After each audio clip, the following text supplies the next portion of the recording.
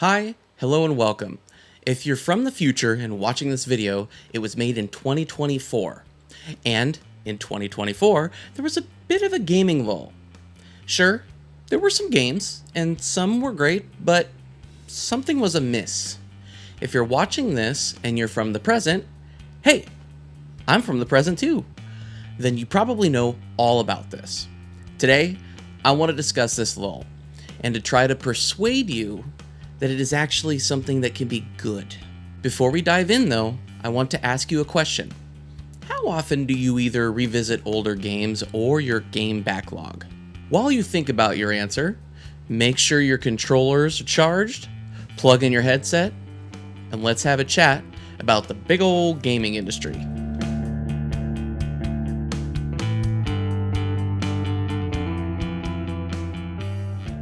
Options are great, right? Whether it's things that matter in life or if they're purely for entertainment. Options are good. The more options there are, the more likely that specific outlet will be able to appeal to a larger group of people. Having more options could also mean competition for your time and money. So the incentive is to please you, the one spending the time or money. So if options are so good, especially in the entertainment industry, why am I making the argument that they can be bad? Well, I want to focus on the part they can be bad. When I was younger, gaming wasn't as big or widely accepted as it is today. Gaming has become a force in the entertainment world, and it's still fairly young, especially compared to other media, such as film and TV. I grew up in a time where video games were starting to become more mainstream and well-known. When the NES had made its debut and introduced people to the likes of Super Mario Bros., for a long time, if you had the NES, you had only a handful of games to really pick from. We, the NES owners, played a lot of the same games as each other. We had less options because gaming was still very new, especially on a larger scale. Then, the PC gaming world started to open up to me with games like Doom and, as stupid as it is, Chex Quest. Remember that game? If you have no clue, just go look it up and how it was distributed. Anyway, my point here is that a lot less games were being made. So many of us played the same games, and that was that. Fast forward to the current day, and it's overwhelming. There are hundreds of games released each week. The size of the games ranging from small to large. What's more is that when I was younger, there weren't as many gaming platforms either.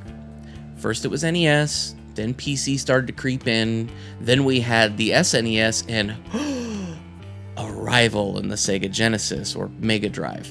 So not only do we have vastly larger amounts of games to choose from, but various platforms to play the games on. We have options on options. Why can this be bad? Well, let me start by saying I've seen this in my kids, which made me realize that I had been doing it as well, without noticing.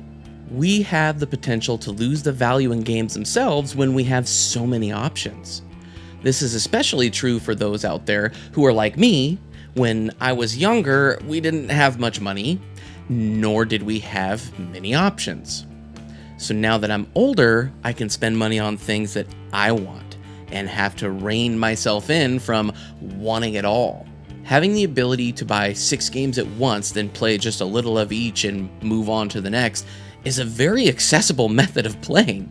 Many times my kids will earn enough money through chores around the house, spend it on a game, then finish playing that game, not completing it for a short amount of time. They then move on and start the process over. Now, I'm not being a boomer yelling at the next generations here. And just for the record, I'm an elder millennial, thank you very much. This is more to point out that the value we place in our purchases and in the time spent in games seems to be diminishing as a whole. And you know what? Maybe I'm wrong on this, but I can only go by what I see. And I saw it in my kids first. I then looked at myself and realized, oh God, I do the same thing. I play Helldivers 2, while also playing through Borderlands again, because they just had a crazy sale on the whole series. And wait, I'm playing through Fallout 3 on my Steam Deck. And yeah, I'm playing through the Zelda series again, and I'm currently on Ocarina of Time. I have been doing the same exact thing as my kids. This could be a symptom of not having a lot of money when I was a kid, and now that I have access to adult finances, I buy games that interest me, and many times I can buy them cheap. This accumulates very quickly into the dreaded game backlog. This doesn't necessarily reduce the value in games, but it definitely doesn't help to increase the value either.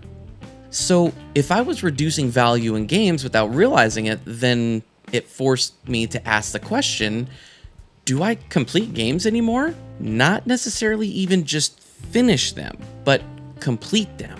Get everything I can out of them that the developers placed into the game for me, the player.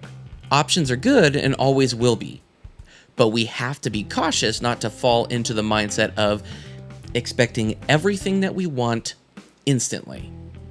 This has also changed my perspective on length in games. I absolutely love shorter games the older I get. I want a more directed, creative experience the more I play games.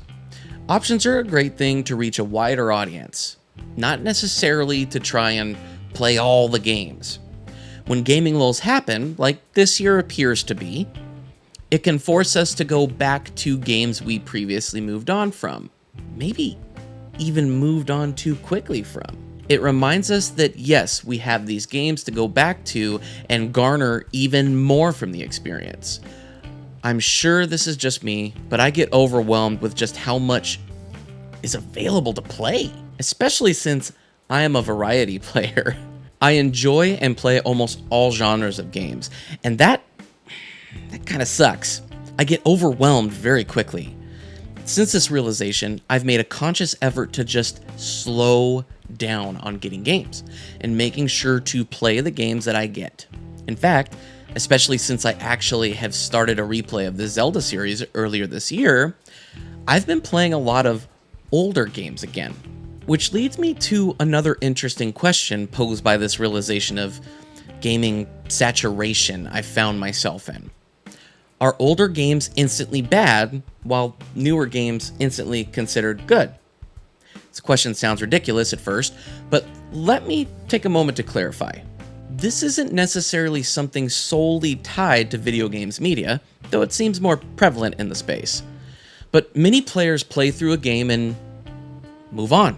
So many film lovers will watch older movies multiple times, or rewatch TV shows. I mean, hell, I watch the entirety of Seinfeld on an annual basis.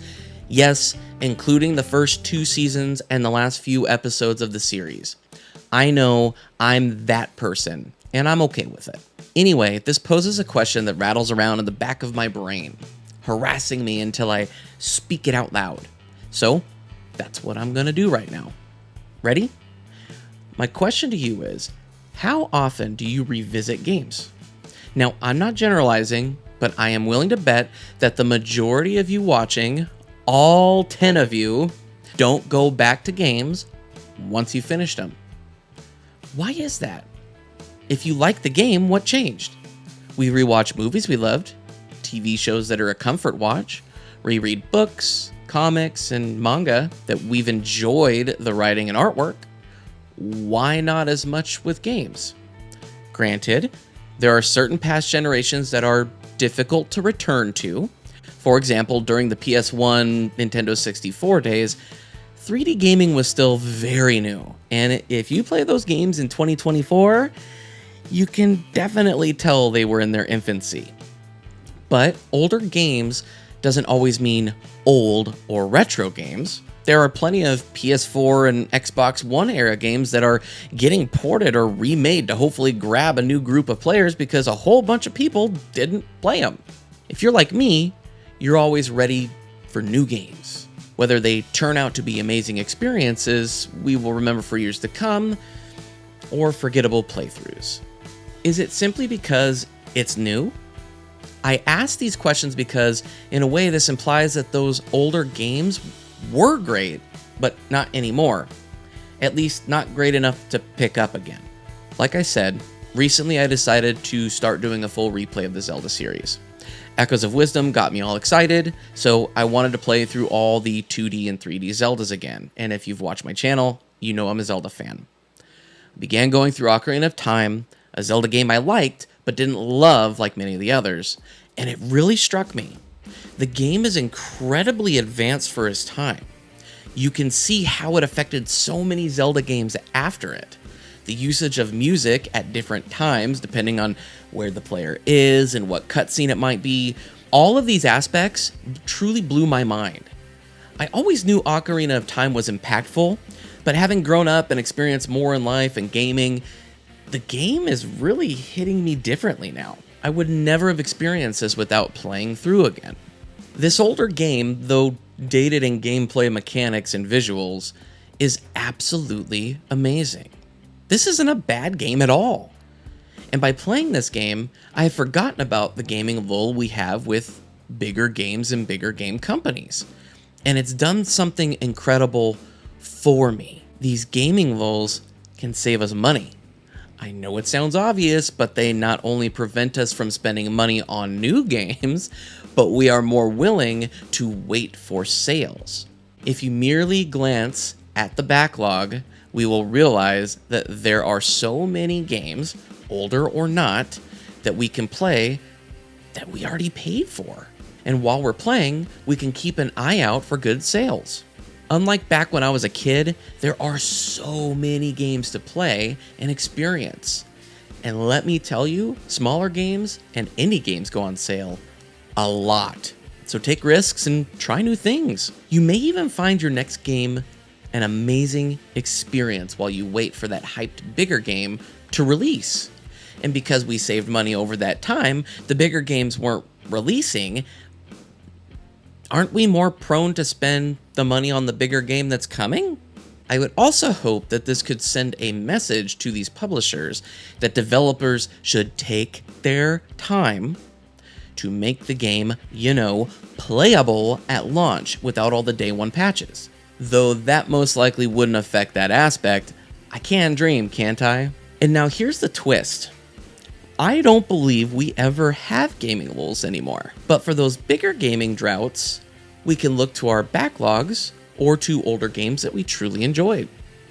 There is so much for us to play that we really shouldn't be affected in any way. I guess unless you're part of a gaming publication or a YouTuber who solely covers gaming news. If that's the case, I'm sorry, but I don't view these lulls as a big deal. This gives me time to save some money, revisit older games that I enjoy, encourages me to go back and get full completion on games. I know I'm an achievement junkie, and I'm not ashamed of that, okay? Maybe a little bit. And it helps me to wait for those great sales. Plus, it diverts my attention to smaller games that honestly have filled the majority of my great gaming experiences in the past 5 years or so. AAA games are great, but if we crave for every game to be at that level and to release in smaller windows of time, we'll only have disappointment to look forward to. There are so many games to play and such a variety that I don't believe in gaming lulls anymore. I only believe in gaming full. Thank you for watching this video all the way to the end. You're a trooper. And let me know your thoughts in the comments. Are we in a gaming lull or a gaming full? I know, you can wreck me in the comments about that catchphrase, but I stand by it, damn it. I hope you enjoyed this. Share it with your friends. Make sure to like and subscribe. And as always, until next time, bye.